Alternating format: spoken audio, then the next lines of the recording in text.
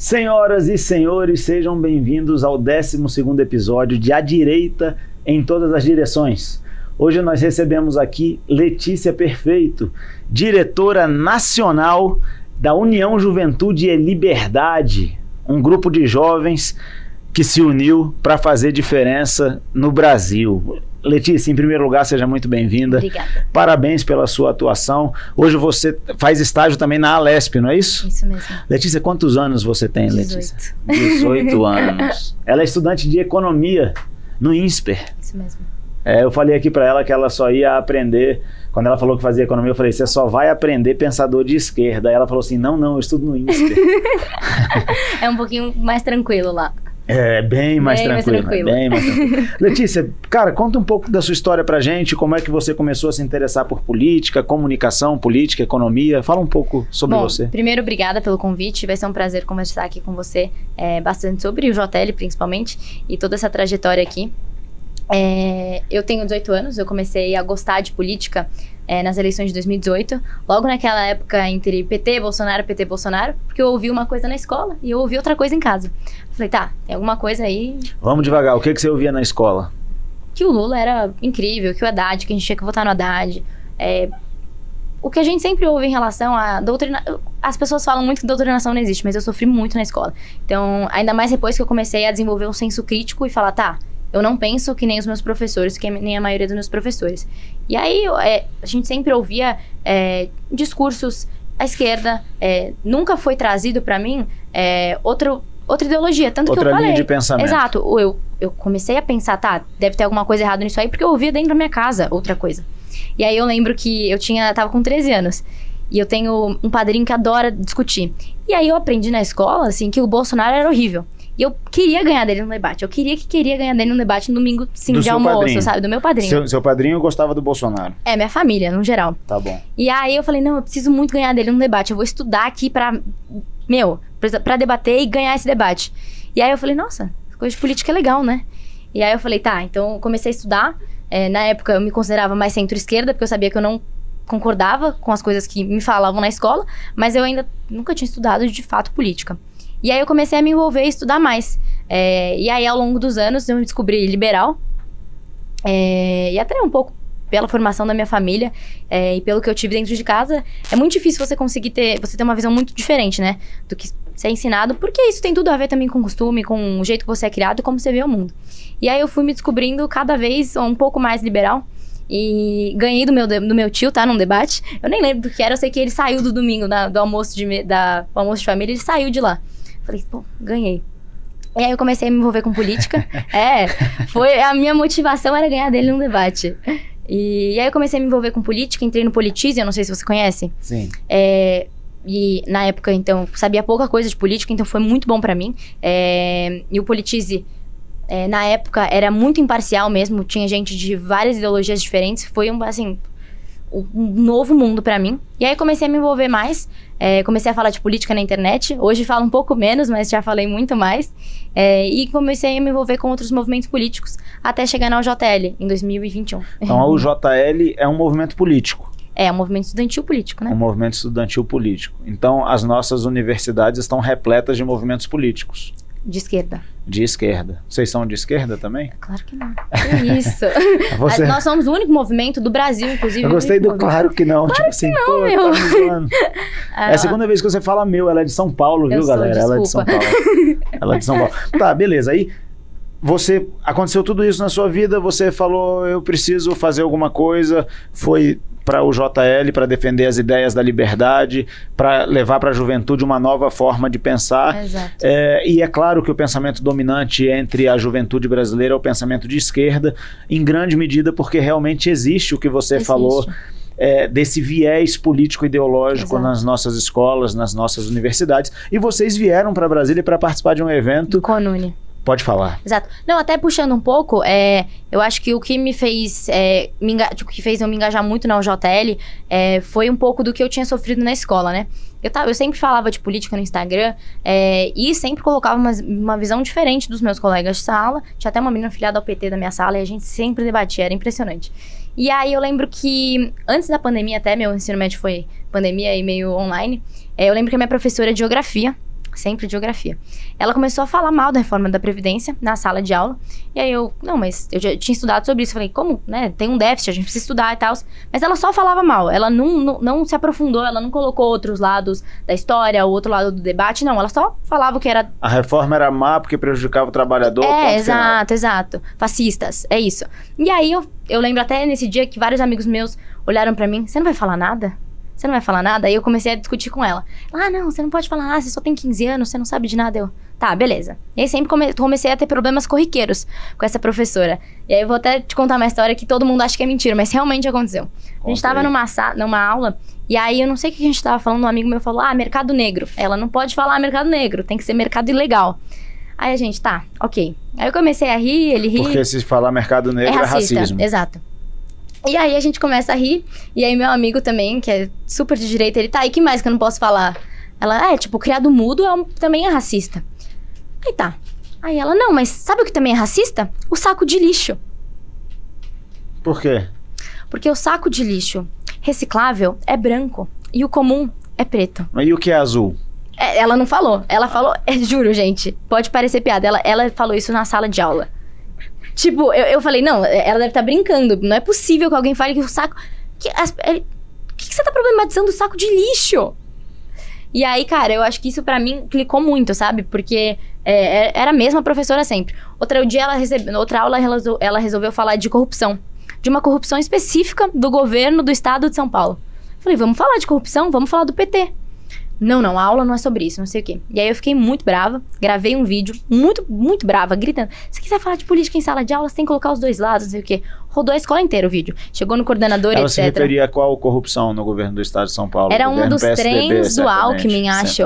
Era do Alckmin. Que agora é o vice do Lula. Que agora é o vice do Lula. Ela provavelmente não tocaria nesse assunto se ela soubesse. Não, exatamente.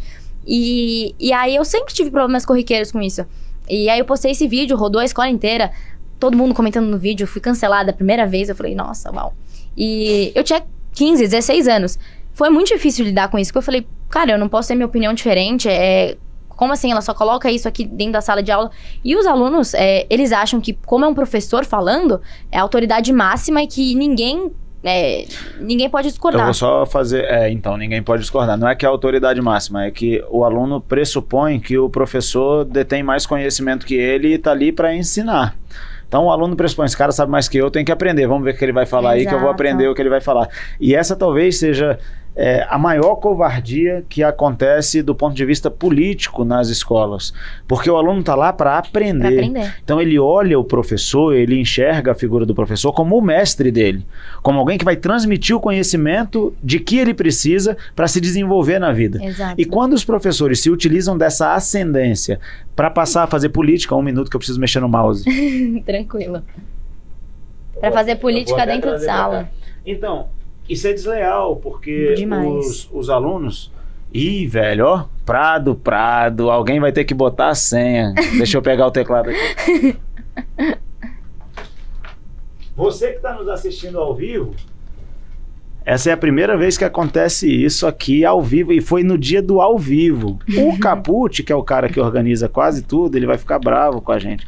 Então, existe uma certa deslealdade, com certeza, do professor na medida em que ele quer fazer política. Isso aí independe se o cara é de direita, de esquerda. O professor não está lá para fazer política. Não tá, ele tá lá para te ensinar.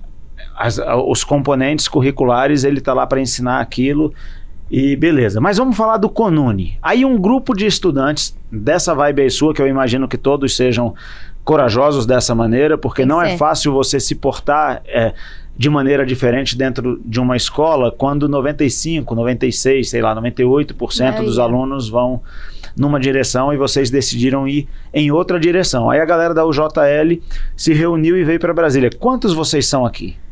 No Brasil inteiro a gente tem mais de 4 mil estudantes no Brasil todo. E quantos vieram para cá? A gente tá em uns 120, mais ou menos. 120. A galera tá chegando agora. Vocês vieram pro CONUNE? Viemos pro CONUNE, E exato. O que é o CONUNE, pra galera que não sabe? Vamos explicar. O CONUNE é o Congresso Nacional da UNE. A UNE é a União Nacional dos Estudantes. E a UNE, desde 1985, ela é dominada pelo PCdoB, pela juventude do PCdoB, que é o JS. Mas a UNE não faz política, galera. Não, que isso. Lá, inclusive, no estatuto da UNE, tá falando que ela não deve ser um órgão político partidário. E se você entra no Instagram da UNE, tá lá o Lula, um monte enfim, essa galera. Apoiando, inclusive, nas eleições. Eu falei, ué, mas vocês não podem fazer política? Por que estão, né? Era pra Uni ser a partidária, em Era tese. pra Uni ser a partidária e cuidar realmente do interesse dos estudantes, no plural. Nem todo estudante apoia o Lula. Então, assim, que loucura é essa? Então, a Uni, enfim, ela é dominada pelo PCdoB desde 1985. E o CONUNE acontece de 2 em 2 anos. Não aconteceu da última vez, porque a OJS simplesmente resolveu passar o bastão. E aí não teve eleição. E aí tá acontecendo agora, nessa semana. A UJS é o quê? União da Juventude Socialista. Socialista. É a do PCdoB. É a mais tranquila, tá? Porque tem a do PCB, que é o UJC. Aí tem a UP, né? A do JR, que é a União da Juventude Revolucionária. Enfim, tem várias. Tem todas à esquerda e a gente. E aí o CONUNE acontece de 2 em 2 anos pra eleger a diretoria da Uni. Quantos diretores são eleitos? São 80 e alguma coisa. Acho que 80, deve ser por aí. Tá. Porque o número que eu tinha era 81 aqui. São várias diretorias diferentes. Então tem diretoria de cada estado, aí tem diretoria de escolas privadas. Como é que é a votação? AD. Exato. A votação ela é indireta. Então, por exemplo, eu, Letícia, qualquer estudante, eu não posso chegar no CONUNE e votar. Eu tenho que ser eleita delegada na minha universidade. Então, eu tenho que passar por um processo de eleição interna. E eleita delegada, aí eu venho pro CONUNE e voto. Eu não tô eleita delegada, porque na minha faculdade não teve eleição, mas passou uma ata de delegados, inclusive no credenciamento, mesmo não tendo tido eleição. Então, é também uma outra pergunta que a gente deve fazer à Uni, né? Várias dessas atas passaram sem ter. Você não tá tirando conclusão nenhuma, você só tá fazendo perguntas. Exato. Hoje você não pode falar conclusões. A gente tá meio proibido de ter conclusões, a gente só pode fazer indagações. Exato. E mesmo assim é perigoso. Cuidado com as indagações que você vai fazer. O momento no Brasil é de muita liberdade. Muito, inclusive com certeza. liberdade de expressão. Exato. E isso, assim, o papel estatal é muito relevante, né? Porque o Estado é que nos garante esses direitos todos que a gente tem, inclusive de fazer essas perguntas. Beleza. Então, teve esses problemas das atas, vocês vão fazer as indagações que vocês têm que fazer. A gente já fez. Qual é a expectativa de vocês? Vamos lá. Tem meio que o STF, literalmente o STF, porque a gente já também fala que é parelhada, né? A Cineco, que é a Comissão Nacional de Credenciamento, que é o STF que deveria resolver todos esses problemas. Tá, então é como se fosse um órgão jurídico dentro do CONUNE que resolve esses problemas. A gente já enviou, no mínimo, uns 30 e-mails para a Cineco de várias eleições diferentes. Nenhum foi respondido até hoje. Então, assim, desde maio a gente está enviando e-mail, nada. Mas esses e-mails são um meio de comunicação que vocês têm com eles? Sim, porque é por e-mail que você relata esse tipo de fraude, que você relata essa suposta fraude. Como é que é feito o regramento da eleição? Tem um edital? Tem um edital, mas o edital também eles adoram não seguir, aí bota portaria, muda, enfim. Eles jogam como eles querem, entendeu? Então fica um pouquinho complicado. Agora deixa eu te perguntar assim, uma pergunta até estúpida. Pra que concorrer pra ser diretor da Uni? O que essa galera quer? Isso. Tá, você diz da gente ou do resto? Não, de todos, assim, qual é a intenção? Por que eu gostaria de ser diretor da Uni? Você tem tempo sobrando, você não tem nada pra fazer, você veio aqui pra Brasília, por que essa galera quer manter a Uni sob o seu domínio? Bom, no nosso caso, da UJL, a gente tá aqui por ideal. A gente quer que as universidades, todos os estudantes eles tenham acesso e tenham contato com outro tipo de visão que não é passada na maioria das escolas e principalmente nas universidades federais. A gente quer conseguir, e aí até o centro desse problema que a gente vê, da doutrinação, etc., o domínio, né, o domínio dos DCS, que são os Diretórios Centrais de Estudantes, os CAs, que são os centros acadêmicos, pela esquerda. E aí tem toda essa formação dessa galera desde cedo e vai passando. Porque o que se a juventude ela é aparelhada... Se a juventude é aparelhada com a Uni, por exemplo, com DCE, DA, CA, isso vai pra frente, né? Então é como se fosse uma estrutura de poder que a partir da Uni, os DCEs, os CAs e os outros órgãos das universidades... Eles são todos linkados à Uni. Tá. Entendeu? Muita gente até fala pra gente, por que vocês não criam uma nova Uni? Não é tão simples assim. E por mais que a Uni, no estatuto, não seja considerado um órgão governamental, ela recebe repasses, inclusive, que não existe prestação de contas, como da sede no Rio de Janeiro. Já ouviu falar disso? Não. A gente pode falar um pouquinho depois disso, mas ela recebe repasse governamental.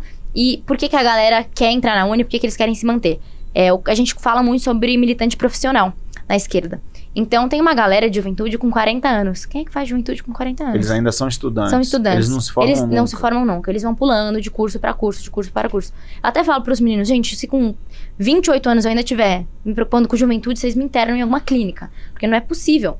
No seu entender, Letícia, a estrutura da Uni é utilizada como uma ferramenta para manter partidos políticos na estrutura de poder dos estados, municípios Também. e até no âmbito da União? Com certeza.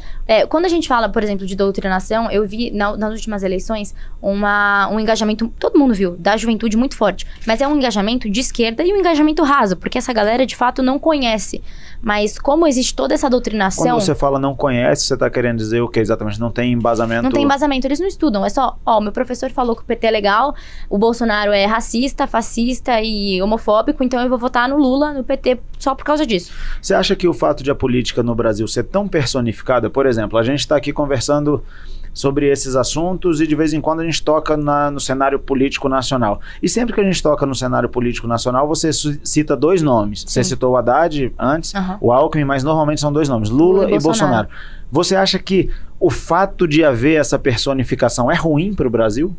Eu acho Porque a gente debate pessoas ao invés de debater ideias? Eu acho que é um pouco ruim, mas querendo ou não, é o cenário que a gente tem hoje em dia no Brasil. Então, são as duas figuras... Claro, a gente tem várias outras figuras, mas são as duas figuras que, de fato, cresceram no ano passado e nas penúltimas eleições também, e acabaram trazendo todo o perfil tanto de esquerda quanto de direita, porque a gente sabe que as últimas eleições foram polarizadas. Você votou em 2018? Não. Em 2022 você votou? Votei. Votou em quem? No segundo turno, no Bolsonaro. Segundo turno, no Bolsonaro. Sim. E me arrependo de não ter votado no primeiro. Tá. Porque eu votei em uma candidata que, 2 semanas depois da eleição, pegou e tava apoiando o JS. Eu falei... Agora, por que uma pergunta pessoal? Por que você não votou no Bolsonaro no primeiro turno? Eu me considero liberal, de direita liberal. Eu até brinco com os meninos, eu acho que o que eu penso na minha vida privada é um pouco diferente do que eu penso até que as outras pessoas têm que fazer. E eu acho que, de novo, primeiro, a personificação ela é ruim, de certa maneira, tanto pra questão mesmo de ideias, sabe? Quando a gente tenta debater ideias, às vezes... Esse é o cerne da minha pergunta. Exato. Quais ideias essa candidata tinha, ou ela dizia que tinha, porque ela fez uma liberal votar nela. Exato. E 2 semanas depois ela se aliou à Juventude Socialista. Exato. Que ideias essa pessoa expôs que te atraíram para você deixar de votar no Bolsonaro no primeiro turno? Eu gosto muito da pauta de educação. Eu trabalhei com uma vereadora que a principal pauta dela é educação, e a gente sempre falava muito, inclusive um dos principais projetos dela foi Charter School, que é uma pegada da educação pública, só que de maneira liberal, que não é estatal. E eu achava, na minha visão, essa candidata ela conseguia trazer muito... dentro dos debates até um pouco, mas o time que ela montou de educação e as propostas que ela apresentava, ela focava bastante nisso, sabe? Isso de fato me atraiu muito, eu gosto muito dessa pauta, tanto por conta de juventude, mas também até relacionado ao... Eu nem sei se uniu, etc, mas 2 semanas depois estavam postando foto, etc. E cara, como assim, sabe? Como assim? Você não sabe o que eles fazem? Eu tenho uma outra pergunta nesse sentido. Você é uma grande defensora das liberdades individuais. Você fala, não, eu me vejo como uma liberal, sim, o que, a meu ver, faz de você uma defensora das liberdades individuais. Os Estados Unidos, ao serem fundados, eles foram fundados sobre alguns direitos que eles consideram inalienáveis. A vida, a liberdade e a busca pela felicidade. Depois surgiu também o direito de defesa da sua propriedade privada. Bom, beleza, então esses eram os princípios fundantes da civilização ocidental, que mais deu certo e que durante séculos, alguns séculos, foi o parâmetro de civilização ocidental. A liberdade estava lá, eles eram livres. E porque eram tão livres, prosperaram tanto. A gente está aqui falando da União da Juventude e Liberdade, o JL. Por outro lado, a gente tem um partido político no Brasil, e você falou da UJS, mas não quero falar da UJS. Nós temos um partido político no Brasil chamado PSOL. Partido... Tem várias juventudes também. Socialismo e Liberdade. Como é que essas duas coisas podem caminhar juntas? Não caminham. Não caminham? Ao meu ver, não caminham. Explica aí pra galera. Eu acho que, de novo, existem... Até a galera fala muito de desigualdade, etc., mas a gente precisa pensar no indivíduo. Porque a menor minoria é o indivíduo. E quando a gente começa a pensar... eu não sei o que passa na cabeça deles, socialismo e liberdade. Como é que essas duas coisas se unem se nem eles conseguem respeitar a liberdade alheia de pensar diferente? E até falando um pouco... Mas por que eles não respeitam a liberdade alheia de pensar diferente? Como é que você observa isso? Eu vou dar um exemplo no próprio movimento estudantil. Tem várias juventudes diferentes. Eles nunca nos agrediram, a juventude do PSOL, mas chamado de fascista porque a gente estava com uma bandeira ANCAP na Bienal. Pediram pra gente baixar a bandeira. Eles com as bandeiras lá de Lenin, Stalin, calma, etc. desculpa, eu vou te interromper de novo. Vocês estavam com a bandeira ANCAP. Pra quem não sabe, ANCAP é anarcocapitalista. Exato. Tá. Temos uma corrente ANCAP. Seria a ausência de Estado. Exato. E eles chamaram vocês de fascistas porque vocês tinham uma bandeira defendendo a ausência do Estado. Exatamente. Pegaram nossa bandeira, bateram nos nossos meninos, queimaram, postaram, acabamos com os fascistas. Mas o fascismo não é o contrário disso? Exato. Mussolini não dizia que todas as respostas para todos os problemas estavam no Estado? Pois é. Tá. É um questionamento, um indagamento até pra eles. Não faz nenhum sentido. Os fascistas somos nós, eles roubam nossas bandeiras, batem os nossos meninos, queimam a bandeira, eles queimaram, a gente fizeram um vídeo queimando a nossa bandeira. Essa galera era do partido político? Essa galera é do P, né, que é da corrente, chama Correnteza, que é do PCR. Tá. Entendeu? Mas o pessoal também tá envolvido nisso.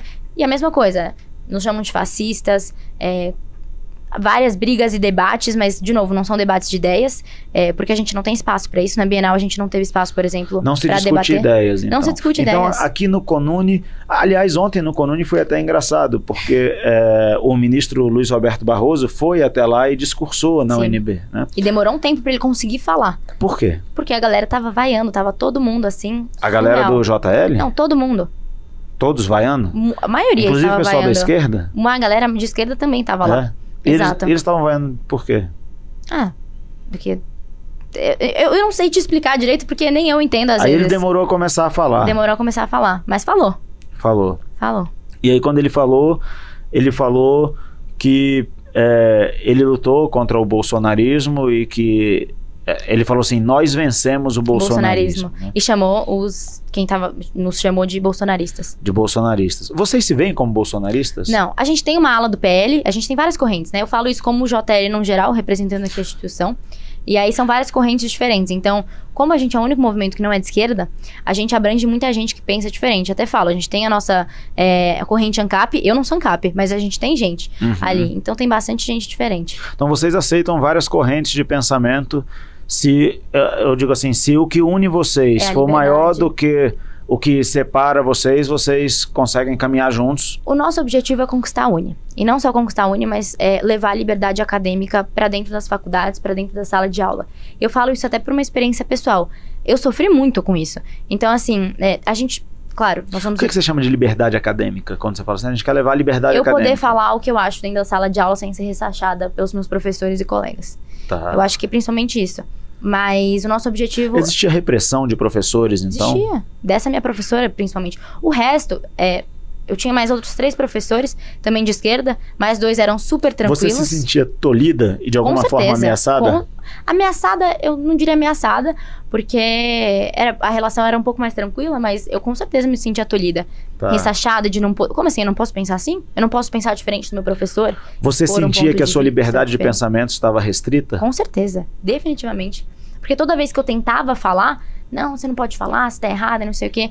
Tanto que teve uma hora que eu desisti, nem falava mais. Eu não comentava mais na aula da professora, eu não ia mais, inclusive, o máximo de faltas eu usei nas aulas dela, porque como é que você tá num lugar em que é falado de política, é falado, enfim, uma ideologia, e você não pode falar. Era abordado em sala de aula. sempre, por essa professora, sim. E você sempre se sentiu tolhida. Com certeza. Ela, inclusive, votava no PSOL. E a sua liberdade, você sentia que estava sendo restringida ali. Com certeza. Durante em esses um ambiente momentos. que deveria ser o contrário.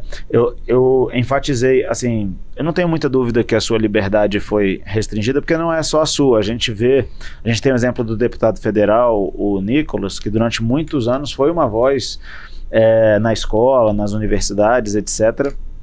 E a gente vê o que acontece.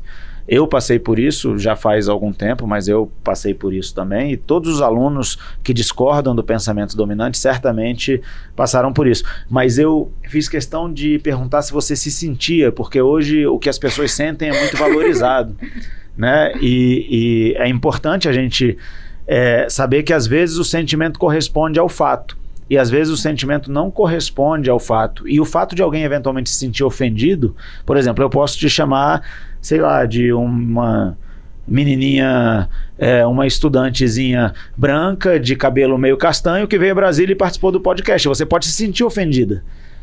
Cara, mas é um fato. Você é uma estudante jovem. É uma descrição. Pronto. É uma descrição. É uma descrição.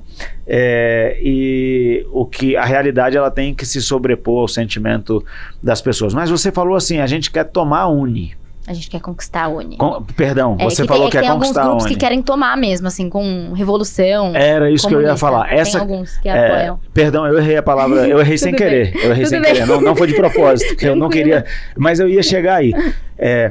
Como é que você vê esse aspecto revolucionário na cabeça da juventude? Você acha que é possível desfazer o pensamento revolucionário? Porque, na minha opinião, o pensamento revolucionário ele é sempre destrutivo. Ele é. A revolução ela sempre destrói. E na maioria das vezes, esses jovens eles não têm o que construir. Ao longo da história, eles nunca conseguiram construir nada. Como é que você enxerga isso? É possível mudar essa mentalidade para que se possa construir alguma coisa efetivamente? Eu acho que algumas pessoas já estão perdidas, né? Mas tem muita gente que a gente consegue, eu acho que não só, trazer para o bom lado, mas conseguir expor uma outra visão que a maioria não teve contato. Foi bem legal o que você falou sobre a questão da revolução e da destruição, porque o que a gente vê de muitos grupos, dentro até do próprio Conune e da Uni, é a destruição. A galera não quer construir nada, eles não querem dialogar. E a gente sabe que, eventualmente, se a gente tiver uma diretoria na Uni, a gente vai ter que sentar com o cara do PSOL, que também tem uma diretoria na Uni. E tá bom, a gente vai conversar. Eu discordo de você, mas a gente tem que gerir aqui, a gente tem que conversar. Tem muitos grupos que não estão dispostos a isso. Não estão. E a UJL quer construir. E eu acho que isso é muito importante. E aí, até quando a gente fala sobre construção, e aí voltando também na questão, eu acho que você não viu, mas tem o CA de Direito, que é o Centro Acadêmico de Direito da PUC de São Paulo. Não sei se você já viu as fotos, depois eu posso te mostrar. É um arcabouço comunista. Eu tive o desprazer de ver. Você viu? Vi. Pois é. Como é que é? O capitalismo... nem lembro qual que é a frase. Aí estavam ali lá, Alckmin, inimigo do povo, Agora... Como assim? Não, o Alckmin agora é amigo. Agora o Alckmin é amigo. Tinha até um altar do Haddad lá, Aliás, você sabe que durante muito tempo mesmo, a gente tolerou que o posicionamento político das pessoas fosse alterado de acordo com o momento. Porque a gente não tinha outras fontes de conhecimento. Então, a pessoa ia lá e... ela expunha determinado pensamento dela, pensamento político, Sim. num momento. E aí, em outro momento, alguns meses depois ou anos depois, ela expunha o pensamento político exatamente oposto ao que ela tinha defendido antes. E como a gente não tinha muitas fontes de informação, a gente tolerava isso. E a gente viveu um verdadeiro teatro das tesouras no Brasil durante muito tempo, em que o PT e o PSDB fingiam ser oposição um ao outro. E hoje, com o advento das redes sociais, do WhatsApp e todo mundo ter acesso à fonte primária de informação, isso acabou. Então a gente tem, por exemplo, o Alckmin hoje, ele é vice-presidente do Lula. Mas a gente tem os vídeos todos circulando na internet do Alckmin dizendo que tudo que o Lula queria era voltar à cena do crime. Sim. Então, e eles ficam expostos o Alckmin hoje. Ser vice do Lula é uma completa hipocrisia. Então, assim... É isso. Eu vejo o movimento de vocês com grande chance de crescimento, porque me parece que vocês guardam coerência naquilo que vocês fazem. Eu penso que o mais importante de tudo é haver coerência entre o discurso e a prática. Exato. A gente leva alguma desvantagem. As pessoas que guardam como um valor inegociável a liberdade, a gente leva alguma desvantagem, porque a gente não faz com os nossos adversários políticos o que eles fazem conosco. Gente, exatamente. Mas, ao longo do tempo, a coerência é reconhecida. E a meu ver, assim, pode ser que eu esteja muito enganado, a tendência é que se vocês ficarem firmes nos propósitos de vocês, vocês consigam escrever uma história muito bonita dentro da Uni, por meio desses pensamentos de liberdade. Aliás, hoje, a maioria dos nossos alunos, eles sequer são expostos ao conhecimento que defende a liberdade. Eles não são expostos. Então, quando você cita alguns autores, eles nem sabem que aquele cara existe, que aquela mulher existe. Mas é por isso que a juventude tem um peso tão grande nos governos, tanto do PT, PSOL, PCdoB. Porque nas vitórias eleitorais, né? Nas vitórias eleitorais, exato. Se a gente pegar... Hoje em dia, a UJS, esses movimentos de juventude não estão criando mais pessoas ou políticos, enfim, tão influentes. Mas, por exemplo, o Orlando Silva foi presidente da Uni. Então, assim, eles criam uma massa, e uma massa de manobra, muitas das vezes, a maior parte, ao meu ver, gigantesca, que alimenta tanto esses partidos quanto essas máquinas políticas. Então, assim, a gente conseguir se inserir nisso para expor o outro lado da coisa, não é só importante pra Uni ou pro pensamento de agora, mas é importante pra gente conseguir mudar o futuro do Brasil. Show de bola. Podemos mudar de assunto? Claro. Muitos jovens são muito interessados em empreender e acreditam na iniciativa privada. Uhum. Apesar de a gente morar no Brasil, tem muita gente que acredita na iniciativa privada.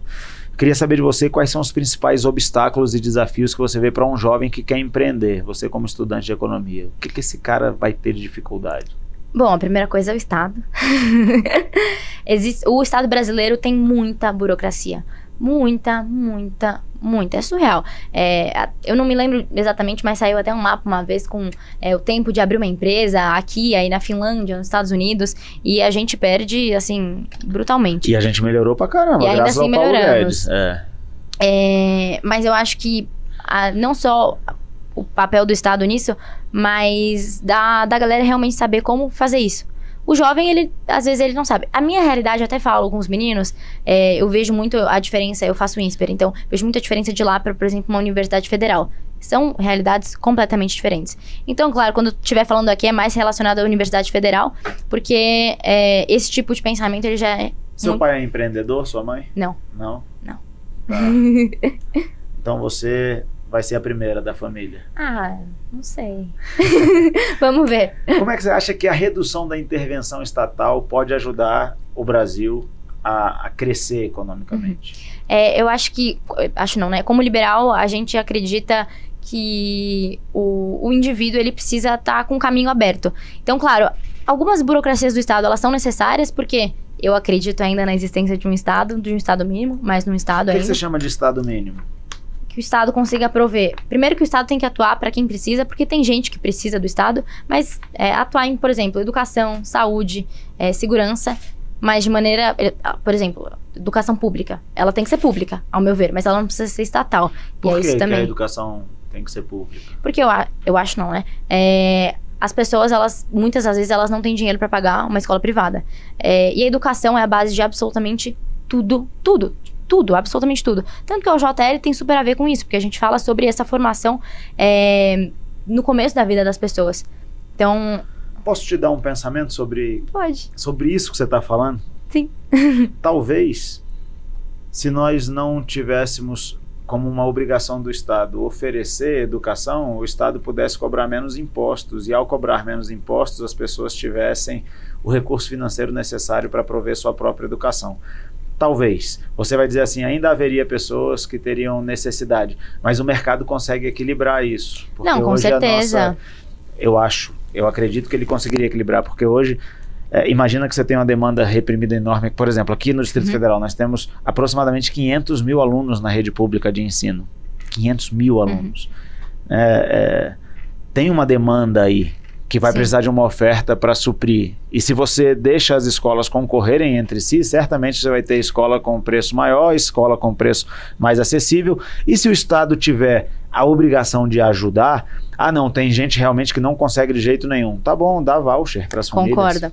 Existe até, o voucher, mas tem uma outra política pública que acontece nos Estados Unidos e foi protocolado, como eu te falei, trabalhar com uma vereadora, ela protocolou, a Cris protocolou um projeto de charter school, Começaram, inclusive, em Minas a rodar um projeto piloto e eu acho que no Paraná, em Maringá. As charters, elas são o quê? São PPPs. Então, a escola, ela é pública, mas quem gere é a iniciativa privada por meio de organizações sociais. E aí, o que você falou... A iniciativa privada gere o quê, exatamente? A escola. A parte administrativa? Tudo. Tá. A pedagógica não. A pedagógica também. A pedagógica também. E aí é o que vem a coisa legal, que você falou sobre a questão da competitividade, sobre as escolas diferentes, né? Quando a gente fala de escola pública, e aí tem uma outra coisa que eu acho que é super a ver com o liberalismo. Todas as escolas públicas, elas são iguais, né? É o mesmo tipo de ensino, o mesmo tipo de tudo. Quando a gente fala sobre as charter school, a gente consegue falar sobre a diversificação do tipo de ensino. Então, que tem uma escola mais religiosa, sei lá, católica, e tem uma outra de outra... Eu não entendo muito de religião, mas com jeitos, com ensinos diferentes e consigam diversificar. E aí, a partir disso, você também consegue fazer com que os pais e o estudante que não conseguem pagar uma escola privada por 1001 razões, consigam pelo menos escolher aonde eles querem se inserir. A gente até em São Paulo, não sei se tem aqui, tem escola Waldorf. Não sei se vocês já ouviram falar. Não. Mas Acho que não. Meio mais... É um outro tipo de ensino, mais natural, assim. Eu não entendi direito até hoje, mas é bem diferente, assim. Mas que a gente consiga diversificar isso na educação pública. Perfeito. Aqui eu acho super legal. Câmara Legislativa, há um projeto de lei tramitando para que a iniciativa privada possa aportar recursos em escolas públicas. Eu propus isso para que as nossas escolas possam ter maior qualidade, os nossos alunos possam ter maior qualidade. E a ideia é que o Estado dê alguma contrapartida para a empresa que queira abraçar determinada escola. É com empresa ou com... Naming rights. Pode ser pessoa física ou jurídica. Uhum. Naming rights. Muito demais. Fera demais, né? A gente está nessa expectativa de conseguir fazer avançar, mas é muito incipiente ainda no Brasil esse tipo de pensamento, né? Tomara que a gente consiga fazer isso andar. Beleza, os jovens e o nosso sistema político. Como é que você vê a inserção dos jovens? Antes disso, o jovem no mercado de trabalho. Como é que você vê o jovem se inserindo no mercado de trabalho? Tá satisfatório, não tá? Com certeza não. A gente tem uma grande parte da população que é o famoso nem, né? Nem trabalha e nem estuda. Eu conheço várias pessoas que são assim e até me assusta um pouco, até pra uma galera que já tá mais engajada, não só politicamente, mas em qualquer outra coisa. Mas tem muito jovem que nem trabalha e nem estuda. E quando a gente fala sobre educação, inclusive vai ter um debate na Uni sobre isso que a gente vai participar, que é sobre a inserção do jovem no mercado de trabalho. A educação pública, e aí eu vou puxar um pouco mais para a universidade, quando a gente fala das universidades federais, universidades estaduais, etc., elas têm um modelo de ensino muito tradicional. Só que é um modelo que ele não é flexível. E hoje em dia, no mercado de trabalho, ele não atende às demandas do mercado de trabalho. O mercado de trabalho mudou, a universidade continua igual, exatamente, não está atendendo, é isso. Exato. Vou até dar um exemplo diferente. De novo, eu faço o INSPER muda o tempo todo. Muda a grade, tem um monte de entidade, palestra super diferente, ele se adequa o tempo todo ao mercado de trabalho. Porque a faculdade tem que ser isso, você tem que passar para a faculdade para conseguir se inserir no mercado de trabalho. E quem passa, por exemplo, pelo INSPER, muito dificilmente não vai conseguir um emprego de primeira, assim. Agora, se a gente passa para a realidade da Universidade Federal, a realidade é completamente outra. Você, às vezes, não tem nem papel higiênico no banheiro. E aí a gente fala sobre a inovação, tanto da grade curricular, quanto inovação do tipo de ensino, né? Porque, às vezes, não vai adiantar você colocar todo mundo sentado assim e aprender numa lousa. Não é assim. Você precisa fazer com que o aluno, ele tenha contato com o mercado de trabalho. E as universidades públicas, elas são muito paradas em relação a isso. E aí você tem uma dificuldade gigantesca, de muitas das vezes hoje, inclusive com cota e etc., tem muita gente mais pobre entrando nas faculdades públicas. Antes era um pouco mais... É bem difícil de passar em universidade pública, né? Era uma competição covarde, desleal, porque só passava na universidade pública o aluno egresso do ensino particular, no ensino fundamental e no ensino médio, né?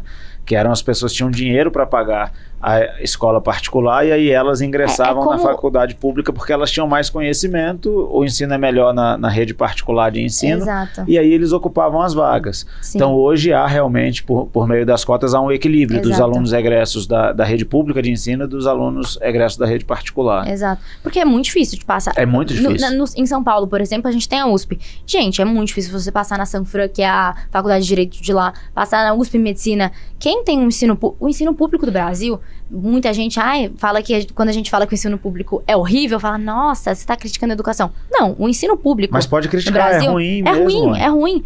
Quem a gente que tem uma geração de analfabetos funcionais, Letícia. Demais. Quem é que muito sai ruim. do ensino público, passou a vida inteira numa escola pública e passa em medicina na USP? Não passa. Não passa. É muito difícil. Exato. Agora, eu vou te dizer uma coisa. Essa é a pior desigualdade que existe. De oportunidade. Ela é uma desigualdade de oportunidade criada pelo Estado. Exatamente. O Estado não é a solução, o Estado é a causa do problema. Então, o Estado... As pessoas não conseguem entender isso. O Estado é que causa a desigualdade na competição dos jovens que vão Exato. se inserir ou não no mercado universitário. E aí o Estado seleciona. Ele seleciona contribuindo negativamente com aqueles que estudaram nas suas escolas. Pública. E Exato. isso afeta a vida das pessoas pelo restante do tempo. Foi o que eu te falei. A educação é a base de absolutamente tudo. A galera fala, tem que ter igualdade das coisas. Não, a gente tem que ter igualdade de oportunidade. De oportunidade. E isso começa com saúde, educação, Cada segurança. um faz o que quiser com a oportunidade que tem. Se você tiver oportunidades iguais, tá tudo certo. Ai, porque não sei o que, a gente tem que ser igual. Não tem. Você tá aqui Igualdade não existe. Não existe, as Igualdade pessoas são diferentes. Como que vai ter Você igualdade? decidiu fazer economia, eu fiz direito. Exato, a gente nunca vai ser igual. Não tem como não tem como isso ser É completamente de outra utópico forma. Pensar que as pessoas e tudo vai ser igual. Não existe igualdade. Nós somos diferentes. Só na cabeça do socialista. A gente faz... Que acha que vai ter. A gente faz escolhas diferentes ao longo da vida. Exatamente. E as escolhas produzem resultados ao longo da vida. Então, e isso tem que ser respeitado. Porque quando você não respeita isso e você quer igualar a todos, você desestimula quem fez as melhores escolhas na vida. Eu tava discutindo, inclusive, com... E você ceifa, desculpa, Letícia, você ceifa a produtividade. Então, ao querer igualar a todos, você acaba com a produtividade. A meritocracia não existe, ninguém vai querer produzir. Quando você acaba com a produtividade, você coloca toda uma cidade, ou todo um país, ou todo um continente na miséria, que é o que a gente vê ao redor do mundo, onde o socialismo é implementado. Eu estava discutindo com uma pessoa da juventude, JPL, né, que é uma outra de esquerda. Ele falou assim, você acha que um médico, que um médico e um lixeiro não tem que ganhar a mesma coisa? Aí eu... O que eles produzem para a sociedade? Eles não... Como assim, gente? Como que você vai igualar o médico? Que loucura é essa? E eles realmente acreditam nesse tipo de coisa. O que não faz nenhum sentido. E há um outro elemento aí de mercado que é muito importante. É que quanto mais escassa é a solução que determinado indivíduo apresenta para a sociedade em geral, mais cara é a solução. É a especialização do trabalho. Então, o cara, sei lá, o neurocirurgião, sei lá, cara, tem pouca mão de obra qualificada nessa área. O serviço dele é mais caro. Então, ele não atende Quanto por que plano de custou saúde. A formação desse cara? Ele só... mas assim, além da formação, é uma questão, é escassez. Sim, a escassez define o preço de tudo, inclusive dos serviços, das profissões, eles são contra a mão, ele até me falou. É por isso que uma Ferrari é mais cara que um Voyage, quando o Voyage ainda estava... É por isso que uma Ferrari é mais cara que um Uno Milha. Essas coisas são assim, né? Exato. Não é a mão invisível do mercado. Então, tem a mão invisível do mercado e tem a mão não invisível do Estado. Tá, beleza. Cuidado com o que você vai falar. A gente precisa... a mão visível do Estado? A mão não invisível. Então, a mão do Estado, aonde ela encosta, ela apodrece. O Estado é o causador das mazelas sociais que a gente vive. E o mais interessante é que os agentes estatais que produzem essas mazelas, eles depois se apresentam como a solução para elas mesmas. Exato. E a nossa sociedade, ela vive num ciclo vicioso que ela não consegue se livrar desses burocratas estatais. E isso é terrível. Mas isso também tem a ver com a educação, né? Tem a ver com a educação, com a falta de educação dela. Esse é o meio principal pelo qual esses burocratas escravizam a população e de 4 em 4 anos eles se mantêm no poder repetindo os mesmos procedimentos. Exato. Que agora a gente viu acontecer para a aprovação da reforma tributária. Emendas PIX destinadas aos bilhões para parlamentares votarem um projeto de lei que eles não tiveram sequer, um projeto de emenda à Constituição que eles não tiveram sequer tempo de ler, porque o texto final foi apresentado no final da tarde, do dia da votação, e ele foi votado à noite. Quantas vezes não tem Eram votação mais de 100 de madrugada? laudas. E a gente infelizmente passa por isso, mas tudo bem. Letícia, a inserção dos jovens no cenário político brasileiro, Como é que vocês da UJL enxergam isso? A gente fala que, não só o JL, mas todos os movimentos no geral, a política estudantil é a maior escola para a política brasileira. Você aprende muito, tanto a questão de dialogar, de conseguir falar com forças que pensam completamente diferente de você, mas entender como todo o jogo funciona, porque a política estudantil é muita sujeira. E aqui, na política no geral, também é muita sujeira. Então, é como se fosse até um pouco uma escola. A gente também é um pouco meritocrático, porque quem mais faz, mais aparece, e aí a gente vai puxando e encaminhando pra a galera. A gente tem... Ia falar? Não. A UJL tem muita gente muito boa, e essa galera que vai se destacando por a gente ter muito contato com tanto deputado, com alguns partidos, o networking que você constrói. Você acha que a gente precisa de mais jovens na política? Com certeza. O Brasil precisa de mais jovens? A gente precisa de mais jovens qualificados na política. Porque a gente tá falando... O CONUNE, gente, tem mais de 10 mil esquerdistas lá. Só que se você sentar pra debater com essa pessoa, de fato, às vezes ela até vai saber debater com você, mas ela nunca vai ter, por exemplo, estudado a sua visão. Ou ela só vai ter, não, porque eu fui ensinada que sou certo, etc. Você estudou os pensadores de esquerda? Estudei, não todos ainda. Quais que você estudou? Os gerais, mas Marx, etc. Você leu o Manifesto Comunista? Não inteiro, só um pouco. Legal. Mas tem uma galera na UJL, a gente tem um comitê de debates, inclusive. Mas vale a pena ler, assim, é importante ler. Com certeza. Porque você precisa saber as raízes do pensamento contrário àquele que você acredita. Você já leu Revolta de Atlas? Não. Você vai gostar muito Nunca de ler. li. É um livro pequeno, assim. Mas você vai gostar de ler. São 1.200 e qualquer coisa folhas. É muito legal. Pequeno. É muito legal, você vai gostar. E eu recomendo aí pra você que está nos assistindo também A Lei de Bastiat. Esse é pequeno de verdade. E O Caminho da Servidão também, de Hayek. Você devia ler, você vai gostar de ler esses livros. Lê aí, galera, lê aí. Beleza. Cara, Letícia, olha só, precisamos de jovens. Só que os jovens precisam se candidatar para vencer eleições, né? Tô falando do cenário político brasileiro. Quais são as maiores dificuldades que você enxerga? Não estou falando dos partidos de esquerda. Esse é um erro que eu acho que os liberais cometem. Ou os liberais cometemos. Por quê? Porque nos partidos de esquerda, os candidatos jovens têm espaço para se candidatar. Mas nos partidos do centro para a direita, é muito difícil. Muito. Por que você acha que existe essa dificuldade? Até a gente está sofrendo muito com isso, porque a UJL, para vir ao CONUNE, gente, é muito caro o processo. R$250 a taxa de observador só para participar, mais os delegados que a gente elegeu. É muito caro tudo isso. Essas juventudes de esquerda, elas têm todo esse apoio e financiamento dos partidos. A gente não tem isso. Então, a gente não conseguiu trazer todo mundo que a gente queria trazer por falta de recurso.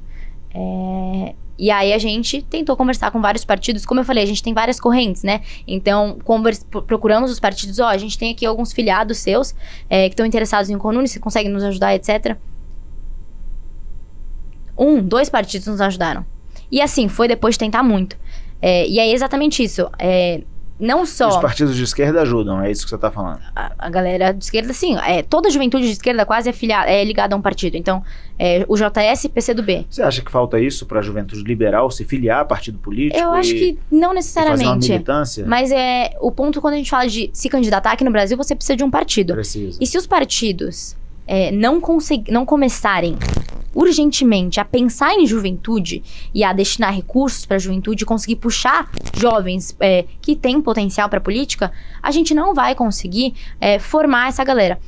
Uma das maiores dificuldades na UJL é a gente conseguir fidelizar o pessoal a longo prazo. Porque, por exemplo, a gente fala completamente... Que a galera se forma e sai da faculdade. Não é nem... quase isso. Mas...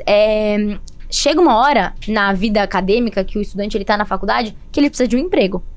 E a UJL não paga as pessoas. A gente tem um coordenador de comunicação que é nosso escravo legalizado. Ele ganha R$800 para fazer 3 posts por dia, campanha, material para campanha. E assim, de resto, tudo voluntário. Diferente da esquerda, que consegue alocar. E eu acho que não é tão... Por exemplo, te alocou em gabinete. Tudo bem, mas tá fazendo tanto pro partido, porque essas juventudes elas são partidárias, quanto pra juventude que é um pouco que diversifica um pouco só do partido. Mas a gente tem um grande problema nisso, porque a galera precisa de emprego e a gente não consegue pagar. E aí, quando a gente fala dos partidos das juventudes de esquerda, a gente tá falando sobre uma máquina que tem atrás deles, né? E eu acho que não é nem uma máquina negativa, mas sim porque... Eles são mais organizados e eles conseguem extremamente fazer organizados. as coisas acontecerem. Exato. E eles conseguem empregar a galera. Eles conseguem realmente fazer com que a galera muito boa fique. A direita não consegue fazer isso. Porque a gente não tem apoio partidário. A gente tem muita inserção dentro de Câmara, de a Assembleia Legislativa, mas quando a gente fala, por exemplo, quando a gente falou agora do Conune, de eu tenho 20 filiados seus aqui, você consegue ajudar? Vai ser bom pra sua juventude, porque você vai engajar essa galera, e aí eles vão te ajudar a reconstruir. Vários. Ah, não. Então como que a gente quer reconstruir uma juventude, quer fazer com que jovens que pensam diferente se candidatem, se a gente não tem partidos bons? E também no Brasil, o partido é uma loucura, né? São 30 e poucos partidos, muito partido e pouca ideia. Letícia, eu parabenizo a você e ao pessoal que está aqui da UJL pela iniciativa de vocês. Desejo que vocês tenham muita sorte e que o trabalho de vocês continue crescendo. A você que nos assiste, eu deixo um abraço. Esse foi o 12º episódio de A Direita em Todas as Direções. Nós recebemos aqui Letícia Perfeito. Ela é diretora da União Juventude e Liberdade. Eu ia falar União Juventude e Liberdade. Ela no início falou assim, tira a vírgula, é União Juventude e Liberdade. O JL. Deus abençoe vocês, galera. Abençoe o trabalho de vocês. A vocês aí que nos assistem também. Um abraço, até a próxima. Fiquem com Deus.